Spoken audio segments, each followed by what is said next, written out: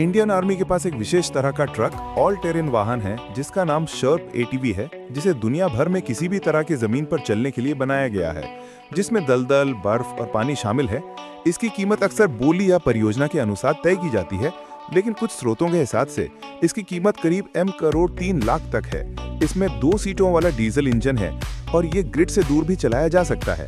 इसमें एक मजबूत चैसी और पर्याप्त ईंधन टैंक है, जिससे ये हफ्तों तक ग्रिड से दूर चल सकता है।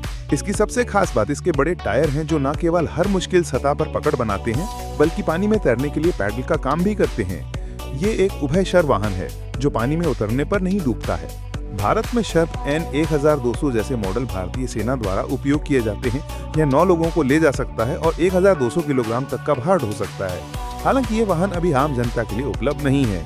वीडियो को लाइक, शेयर और चैनल को सब्सक्राइब कर ले।